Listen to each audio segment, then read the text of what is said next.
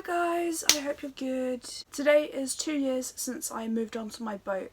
I'm going to be talking to you today about my experiences over the last couple of years and some of the things that I've learned. And the most important thing is that it is hot. It is so bloody hot. Nobody prepares you for this. In fact, so yeah, I'm just going to do the video in my sports bra. I don't even care. First thing, I guess, is why did I even move on to a boat in the first place? As I've spoken about many times before, I had just gone through my divorce and I was all set to buy another house, but then this idea just came to me suddenly.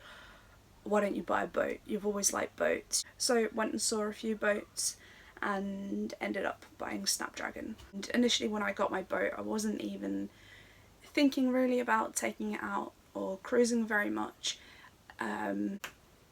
So really I just wanted somewhere to live that was a little bit more unique, a bit more me.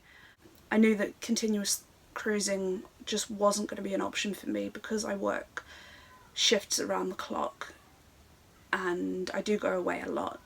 Since moving on to the boat and having taken it out, I've certainly changed and I fell in love with that aspect of things much more than I was anticipating that I would. The reasons for wanting to do this in the first place have now evolved, and the reasons that I want to continue doing it are different.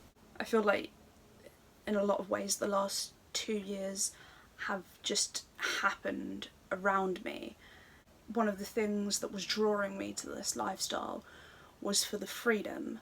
None of us really are free like we think we are, but I'm still tied to my job and I am well paid and the benefits are very good, but I'm still a servant to that job, as all of us who have to go to work are servants to our work.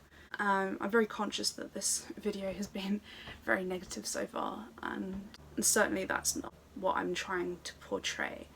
I absolutely would not change this for the world, and if I ever think about having to leave my boat, that just makes me terribly sad.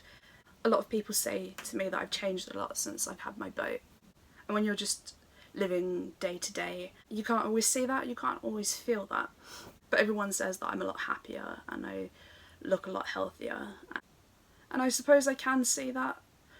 Even after having done this channel for a couple of years, I still get really uncomfortable talking about myself. I have a reputation for being very honest and saying things that other people won't say, but that's not always how I feel about myself. I do feel that I put on a bit of a mask when I talk to you guys and with the things that I choose to show you and choose not to show you. I definitely have changed for the better in the last couple of years. I'm definitely a lot more independent and a lot more assertive. Like some of the cheeky things that I say in my videos, I definitely say those things in real life as well. Maybe sometimes I shouldn't.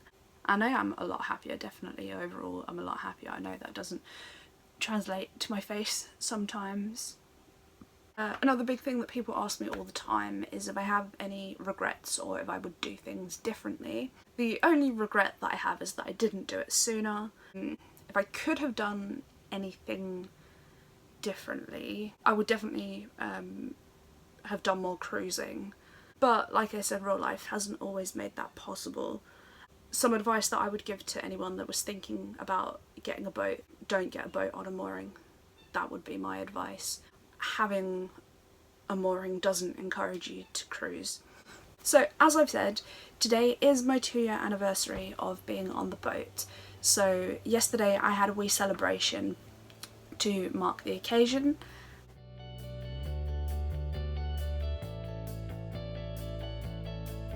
Lorna, my question to you is this: why did you start this channel in the first place? I started the YouTube channel because I wanted to be friends with all the other boat tubers. And for me, when I was looking to get my boat, I used YouTube as an invaluable resource. But I did find that there were some questions left unanswered, and I thought that it would be good to honestly document my life afloat. Ready? So say action, or else I don't reply. Action! Hi Lorna, I have a question for you. What advice do you give to pet owners that want to move on to their narrowboat? My advice to pet owners would be do the complete opposite to what I've done, and make sure that your furry friend would actually like living on a boat before you move them. Do a holiday or boat sit for someone, at least make sure they've gone onto a boat and you know that they're going to like it. You have a fixed mooring that you stay at in London. Given the choice of anywhere on the canal network, what would be your ideal canal to moor on? If I didn't have to work in London, then the canal that I would really love to live on would be the Forth and Clyde in Glasgow. I would love to be the Glasgow boat girl and be bombing up and down the Forth and Clyde and breathing a bit of life back into the waterways up there and twirling round and round on the Falkirk wheel. That'd be really cool. Lorna, what is the one thing that's made you think, why on earth am I living on a narrowboat? There have definitely been times where I've thought, what the hell are you doing? Why are you living on a boat? Most of them are poo related. Yeah, toilet issues. If you could design your own boat from scratch, what would it look like? Definitely want another cruiser stern, and you can see I'm going to have lots of portholes on my boat, and I'm going to have a side hatch as well, and I'd have like really traditional style painting, but I think I might go, this would be my colour theme. And if we flip over, here is my very accurate and absolutely to scale floor plan. I would go for a reverse layout again. So you'd come down, I'd have a sofa or maybe some chairs. I think a sofa is nicer because you have a bit of snuggle time on there. Some bookshelves. Come through into the kitchen. I'm not too fussed about the kitchen as long as I've got space for a dishwasher. And have a wood burner here. This blob is meant to be a dinette. It would be quite cool to have a table and chairs to sit at. Not necessarily to eat, but maybe for board games and things like that. This is where the hatch will be. That'd be my bathroom, and obviously I will have Gary or Gary Mark II.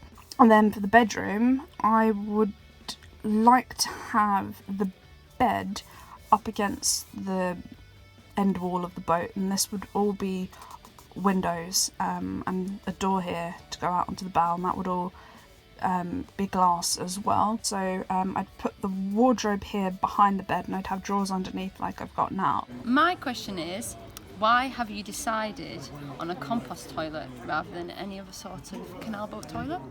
I will do a proper review of my compost toilet soon. The main reason that I wanted to get it was that the pump out here on the mooring was just breaking all the time, and it was making me really angry, and I'm not that nice when I'm angry.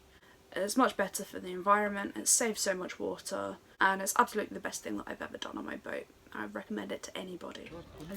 You love dogs. Why don't you have one on your boat? I love dogs. I love dogs so much. I'm definitely that person that could be in the car or walking down the road. It doesn't matter what situation I'm in, and I will be the one to, oh, dog, dog, dog. I love meeting dogs. I love spending time with dogs. I feel that I connect with them much better than I do with people, but it would not be fair on a dog for me to be a dog owner again. Firstly, Monty would absolutely slaughter them. I work very erratic hours. I had 2 dogs when I was married. We had a Great Dane called Barney.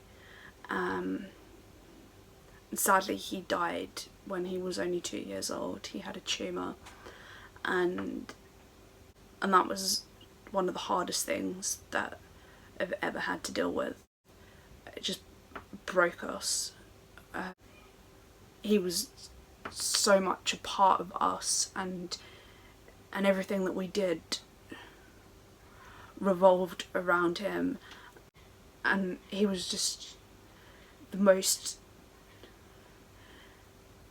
amazing, loving creature that you could ever hope to have in your life.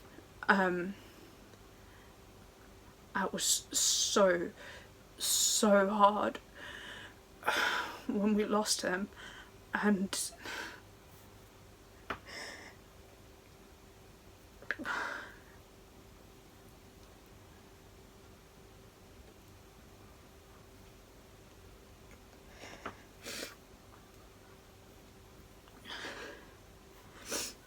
I've never got over it, and I don't want to go through that again. Of all the canal, of your experience being on your boat, what is the most scariest thing that's happened to you while on board? Well, obviously I'm really tough and I'm not scared of anything.